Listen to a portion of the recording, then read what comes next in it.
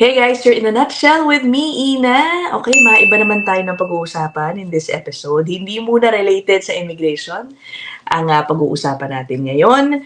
Instead, actually, maikukwento lang naman ako sa inyo. No? Maikukwento ako sa inyo, and I think this is one of the craziest stories I've heard from someone I personally know. Okay, taga dito rin po sa Canada. Medyo nagkaroon siya ng napakasaklap, very negative experience sa pagiging landlord. Okay, hindi ko na po sasabihin ang kanyang pangalan. Ang sasabihin ko na lang po ay meron po siyang rental property dito sa probinsya ng Ontario. Okay? Pero okay, mag-alala, pinagpaalam ko sa kanya ha, na ikukwento ko itong nangyari sa kanya. This is also to help other, aspiring landlords or rental income property owners here in Canada.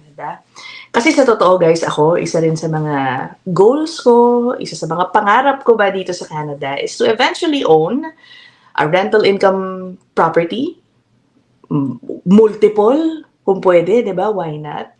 Pero this story, of course, is a reminder na tulad ng kahit anong investment, hindi rin biro ang maging isang landlord. Diba? Ang dami ding risks involved kapag meron ka mga tenant, diba? Na ipauubaya mo ang iyong property sa mga yan. So ito na nga, grabe itong experience nitong aking kaibigan nung kinakwento niya sa akin. Alam mo, meron pa siyang sinend sa akin ng mga pictures, by the way, of how his tenant, one of his tenants, damaged his home. Okay, share ko muna sa inyo, sige, para may idea na kayo agad. You have to look closely, no? Ewan ko kung mapapansin ninyo. Pero ito, halimbawa. If you look closely, binasag kasi, no? Parang forced entry yung isa sa mga kwarto dun sa kanyang bahay. Nakikita nyo may crack yung sa gilid ng mismong doorknob. At ginawa yan, okay? Sa iba't ibang mga kwarto na hindi naman po niya dapat pinapasok. Okay? Sige, mamaya ipapaliwanag ko sa inyo, Ayan, no? Tingnan mo, mga ganyan. Ito na naman, isa pang pinto. Ito mukhang sa laundry room. Ito, sa laundry room. Ganun din.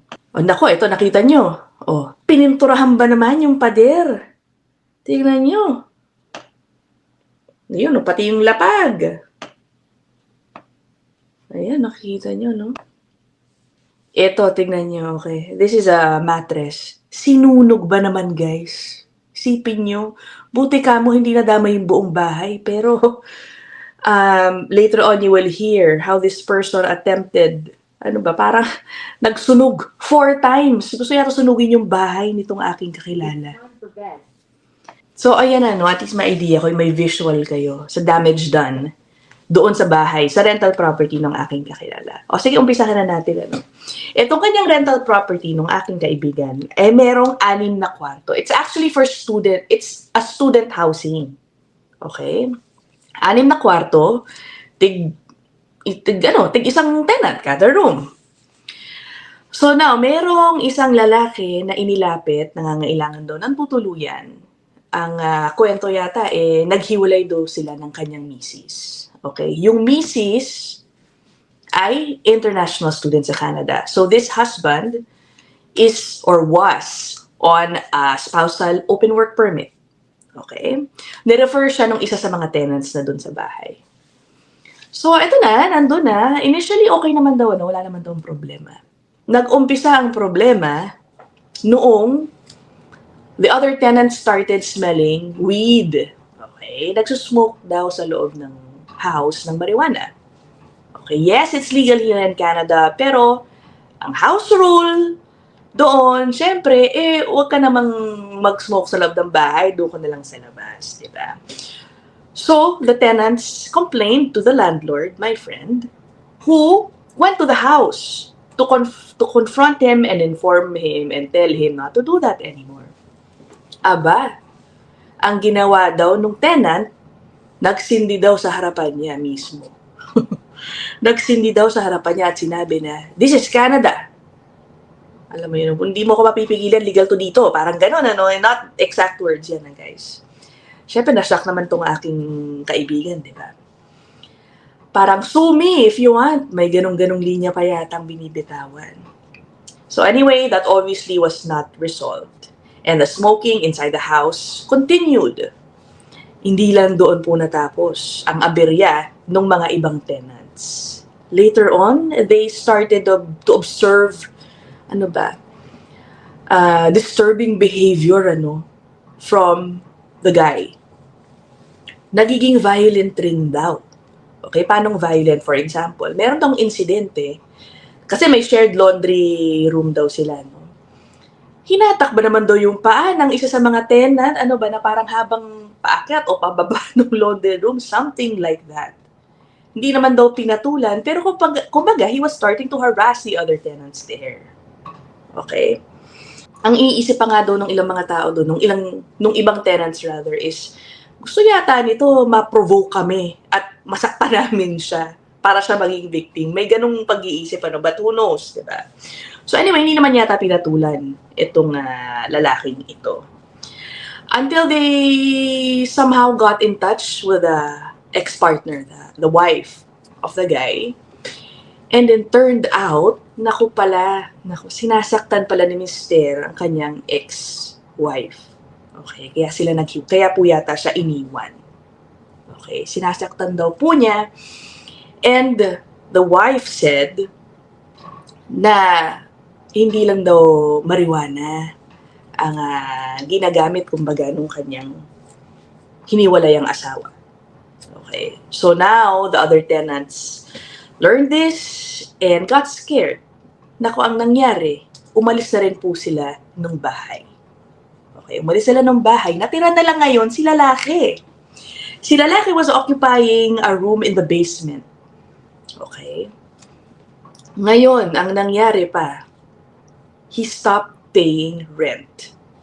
He stopped paying rent for 6 months. Okay? And I'm sure many of you know na dito sa Canada, hindi mo lang mapapaalis ng ganun-ganun lang ang isang tenant. Kailangan mo dumaan usually na mahabang proseso, sa, ano ba tawag to, the Landlord and Tenants Board of the province, something like that. So, 6 na buwang binuno nung aking kaibigan ang pagbayad ng mortgage nung bahay dahil hindi siya ngayon makakuha ng ibang tenants dahil ito na nga, binaboy din nung lalaki ang kanyang bahay. Yun na ang nangyari. Ang sakal nga naman, Kaya balikan natin, yung pictures. So remember, I told you na sa basement nakatira talaga si lalaki. Ang ginawa daw, umakyat sa main floor, pinagbubuksan, forced entry yung ibang mga kwarto to damage it. To put paint. Mga ganun daw, And other things na sa totoo parang hindi ko na maalala ano pang pinagagawa, So yun ang nangyari. Okay? So tinawag ngayon syempre sa police. Ang nireklamo ngayon trespassing. Kasi dapat nandun lang siya sa baba. Okay? And it turns out, meron na palang pending complaint ng sexual abuse or sexual assault dito sa lalaki na ito. Okay? So ano ba yung mga kinaso? Hindi lang yun, parang 8 complaints na pala ang meron sa lalaking ito. So trespassing, damage of property, ano pa ba? May breaking and entering pa, noise complaint, yung mga etc. Okay? So, kinomplain ngayon siya. When he learned, or parang basta susunduin daw ng pulis, aarestuhin sa bahay, siguro natunugan ni lalaki, and he ended up going to a mental health facility to claim that he is mentally ill. Okay? Alam mo, sa totoo lang, if he is using drugs, posible nga naman talagang may tama na siguro siya. He might not be thinking clearly. But anyway, so yun ang nangyari. Hindi ngayon po muna siya na-aresto ng police. He stayed in the mental health facility for 5 days. Okay? Nirelease din daw. At ngayon, after ma-release, eto na. Bumalik siya doon sa bahay. Nung nangyari yung pag-uwi sa bahay, kasi may cameras installed, by the way, si landlord all over the house. Nakita at ang advice sa kanya ng police, the moment you see him, if bumalik siya, call us and we will arrest him. And that is what happened. Okay, doon siya na-aresto ng police. That's the only time that he was able to get him out of the house for a longer period of time, kumbaga. Kasi po, hindi rin siya ma-evict, no? Sabi ko nga kanina. Nag-file ng complaint dun sa landlord and tenants board, parang ganyan. Nung September pa po, September 2024. At ang hearing pa po na nakaschedule, ang first hearing, ay sa March pa. Next month. Ganun katagalan, no? Grabe, kawawa nga naman tong landlord na ito. Alam mo, naalala ko bigla pala guys, isa sa mga ginawa daw, naka-4 na tawag sila ng bumbero. Okay? This is weird. The guy, yung tenant na ayaw umalis, siya pa daw nga ang tumawag sa 911 saying na may gas leak. Parang ganyan, may gas leak. Tapos, nakadating na yun sa may-ari ng bahay. Tapos na-monitor ni landlord yung kanyang camera. Nung panahon na nireport yung may gas leak, biglang nagsisindi daw ng something, nagsusunog sa may likod ng bahay. Una sa lahat, ang sabi niya, nako po, una sa lahat kung may gas leak, ang tinawag mo dapat agad yung bumbero. Okay, ngayon kung alam mo may gas leak, bakit ka mag-start ng fire? 'Di ba? So, I guess troubled na rin talaga itong lalaking ito, no? Ang nangyari din daw po, nako, out of status na pala si lalaki. Okay, hindi na po sila naging okay, obviously, nung kanyang partner. Tapos, alerted na rin daw po yung CBSA sa kanyang status. Ang last update sa akin ng aking kaibigan, basta alam lang niya, nasa police custody. He doesn't even know if the guy will be released. Sabi ko, nako, no? Hindi natin alam dito sa Canada. Minsan nga, parang very serious crime na napapalaya pa. But for now, parang 3 weeks na po yata in police custody yung lalaki. And that is his experience. The sad part is, ngayon, yung kanyang rental income property, not earning any income, kailangan niya maglabas ng pera para ito ay mapaayos bago niya ulit maiparent out ang kanyang mga kwarto. Oh my gosh, grabe, diba? Babalikan natin yung ilang mga pictures, no? Yung una kong pinakita sa inyo.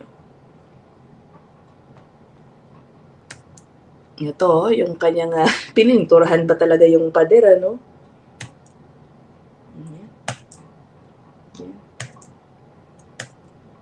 Yan, damage sa mga pintuan.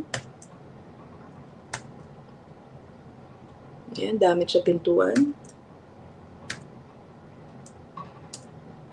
So, ayun kawawa naman ang bahay. Hindi po biro magpaayos ng bahay dito sa Canada. Napakamahal. So, that's the story.